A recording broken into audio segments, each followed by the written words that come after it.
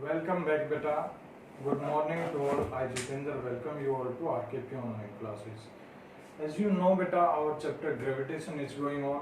और last video में हमने डिस्कस किया था कि ग्रेविटेशन का जो प्लेनेटरी मोशन में क्या रोल है। तो प्लैनेट्स के बारे में हम डिस्कस कर रहे हैं कि जो ग्रेविटेशनल फोर्स है वो प्लैनेट्स को कैसे होल्ड करके रखता है, सोलर सिस्टम को कैसे होल्ड करके रखता है वो। ठीक है, तो अब डिस्कस करेंगे हम Kepler's law of planetary motion कि केपलर ने क्या लॉ दिए थे प्लेनेटरी मोशन से रिलेटेड, वो हम डिस्कस करेंगे इस वीडियो के अंदर। तो सबसे पहले हमें पता होना चाहिए कि केपलर क्या था, कौन था, क्या इसने दिया। तो केपलर बेटा एक साइंटिस्ट था, जोहान्स केपलर। 16th सेंचुरी के अंदर उसने अपने लॉ दिए थे कि उसने प्लेनेटरी मोशन को क्या बता डिस्क्राइब कर दिया था कि क्या क्या वहां पे किस टाइप की मोशन होगी, कौन सी क्वांटिटी किसके ऊपर डिपेंड करेगी। ठीक है, तो ऐसे कुछ उसने यहाँ पे इंपॉर्टेंट बातें बताई थी जो हम डिस्कस करेंगे इस वीडियो के अंदर। तो बने रहिए लास्ट तक। तो ये लॉ नहीं है बेटा, ये लॉज है। क्यों है? क्योंकि एक से ज्यादा है। कितने हैं? 3 हैं। तो वो मैं आपको बताऊंगा कि कौन से हैं। तो सबसे पहले इसके बारे में थोड़ा सा लिख लेते हैं। पूरा नाम क्या था इसका? Johannes Kepler.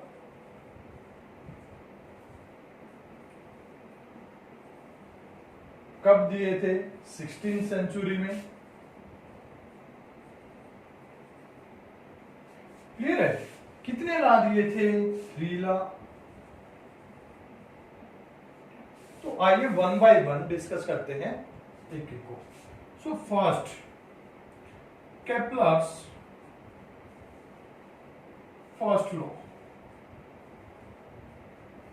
अब फर्स्ट लॉ क्या बताता है कि first law states that the planet are revolving in a elliptical path around the sun, कि एक एलिप्टिकल ऑर्बिट के अंदर वो रिवॉल्व कर रहे हैं, ना कि एक सर्कुलर ऑर्बिट के अंदर। क्लियर बेटा? फर्स्ट जो चीज इसने क्लियर की थी कि ये मान लो हमारा सन है। ठीक है, सन हो गया। इसके अराउंड जो प्लेनेट मूव कर रहे हैं वो कैसा पाथ है? सर्कुलर नहीं है, वो कैसा है? एलिप्टिकल। और एलिप्स क्या होता है कि जब दो सर्कल हैं, ये हो गए सर्कल, वो एक दूसरे से थोड़ा दूर दूर हो। ठीक है, अब इनके ये आउटर जो कर्व है इसको लेके यहां से इसको इरेज कर दो। ठीक है, हाफ पोर्शन को क्या कर दिया हमने? इरेज कर दिया, और इनको क्या कर दिया जाए? ज्वाइन कर दिया जाए एक दूसरे से। तो ये क्या हो गया? हमारा एलिप्स हो गया। ठीक है, तो कुछ ऐसा पाथ है। ये एग्जैक्ट नहीं बना बेटा, क्योंकि हमारे पास कंपास वगैरह नहीं है, जस्ट आपको आइडिया देने के लिए। तो ये 2 सेंटर थे, ये हमारा फर्स्ट सर्कल का सेंटर था, ये सेकंड सर्कल का सेंटर था। एलिप्स के केस में इन सेंटर को क्या बोलेंगे हम? फोकस। ये फोकस 1 हो गया, ये फोकस 2 हो गया। अब C1 C2 नहीं लिखेंगे, इनको फोकस लिखेंगे। और फोकस का प्लूरल जब इन दोनों को कंसीडर करेंगे तो ये क्या हो गया? फोकस का प्लूरल होता है फोकी। क्या होता है? फोकी। जैसे रेडियस का प्लूरल होता है रेडियाई, तो यहां पे फोकी। क्लियर है? Sorry, single I will come there, foci. Clear है? तो फर्स्ट लॉ में यही बताया गया कि planets are revolving around the sun, और sun will be at one of its 2 focus, कि 2 फोकस में से एक पर क्या कंसीडर करेंगे हम? सन को कंसीडर करेंगे। ये हो गया हमारा सन बेटा। क्लियर है? ये हो गया सन। तो क्या स्टेटमेंट लिखेंगे हम फर्स्ट लॉ की, वो मैं आपके सामने लिख देता हूं। The planets are revolving, planets are revolving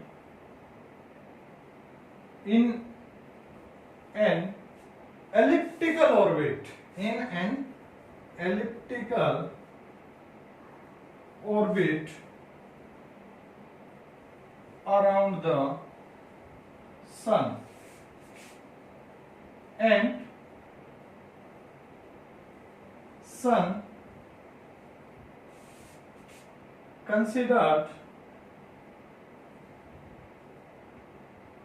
they will come considered on one of the two foci। Clear है? कंसीडर किया जाता है, एक्चुअली में रियल में होता ही है, कंसीडर नहीं किया जाता। अकॉर्डिंग टू केपलर, तो केपलर ने जो स्टेटमेंट दी थी फर्स्ट लॉ की वो यही थी कि जो प्लेनेट है वो क्या करें, एक एलिप्टिकल पाथ पर वो रिवॉल्व कर रहे हैं, और उस एलिप्स के जो दो फोकस हैं उनमें से एक पर क्या है हमारा कंसीडर किया गया है, सन को। क्लियर है? तो ये थी हमारी first statement of Kepler law. उसके बाद आया second law, Kepler second law. Clear है? Kepler second law. तो केपलर के सेकेंड लॉ में क्या बताया गया, देखो बेटा यही देख लो कि जब प्लेनेट इस एलिप्टिकल पाथ पर रिवॉल्व कर रहा है तो किन्हीं भी दो पॉइंट पर, ठीक है, किसी भी दो पोजीशन पर, मान लो ये होगी हमारी ए पोजीशन, ये होगी बी पोजीशन, ठीक है, तो क्या होगा, ए से बी पर इस प्लेनेट को आने में मान लो टी टाइम लगा। कितना टाइम बेटा? T time.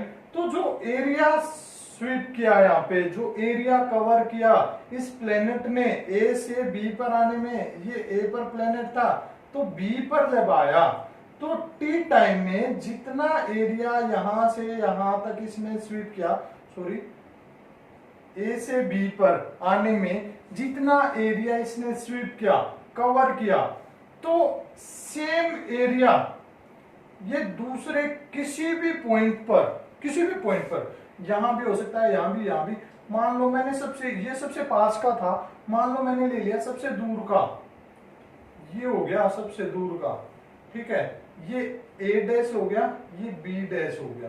क्लियर है? ये पॉइंट हमारा हमने F1 मान लिया, ठीक है, क्या माना? F1।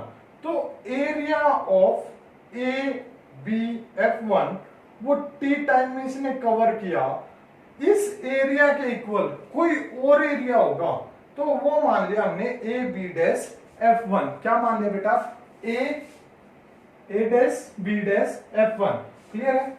ये बोल गया था by mistake, A dash B dash F1। तो ये एरिया अगर इस एरिया के इक्वल है, ठीक है, लिख देता हूं, area of A B F1 वो अगर इक्वल है area of A dash B dash F1 के, तो क्या होगा, जितना टाइम इस एरिया को कवर करने में लिया था उतना ही टाइम इस एरिया को कवर करने में लेगा वो प्लेनेट। क्लियर है? तो यही स्टेटमेंट थी केपलर के सेकेंड लॉ की। क्लियर है बेटा?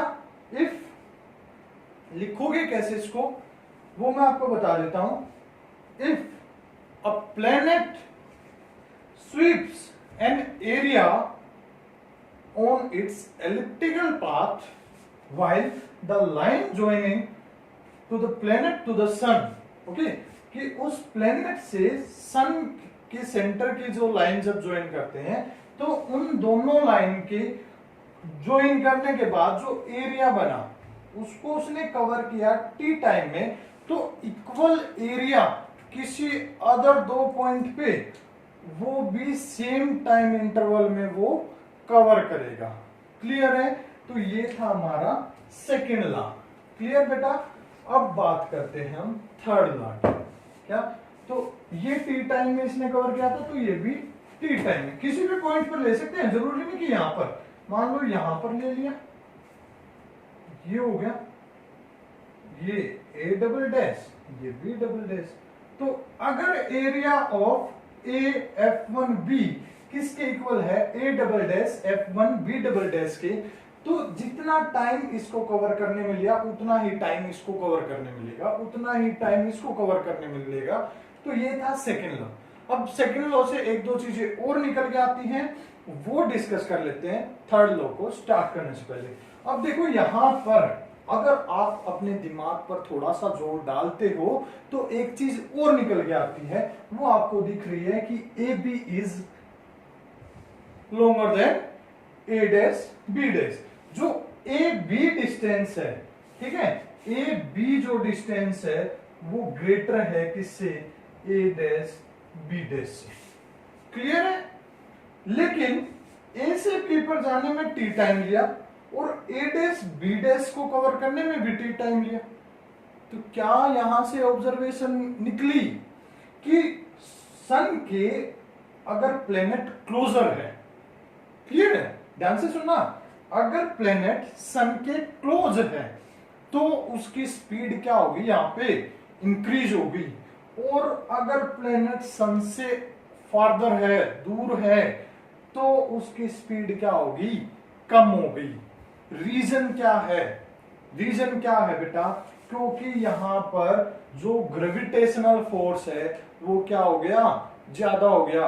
क्यों ज्यादा हो गया, क्योंकि यहां पर आर की वैल्यू क्या हो रही है, आर क्या था, distance, mean distance between planet and sun, वो क्या होगी हमारी, कम, और यहां पर आर की वैल्यू क्या होगी, ज्यादा। और हम चैप्टर के स्टार्टिंग में कर चुके हैं कि ग्रेविटेशनल फोर्स है वो इनवर्सली प्रोपोर्शनल है किसके, square of distance between that two object. और यहां पर वो ऑब्जेक्ट क्या है, प्लेनेट और सन, ठीक है। तो यहां पे आर की वैल्यू ग्रेटर है, मींस ग्रेविटेशनल फोर्स हमारा कम है, यहां पर आर की वैल्यू क्या है, हमारी कम है, तो क्या होगा, स्क्वायर है वो और भी क्या हो जाएगा, हमारा छोटा हो जाएगा।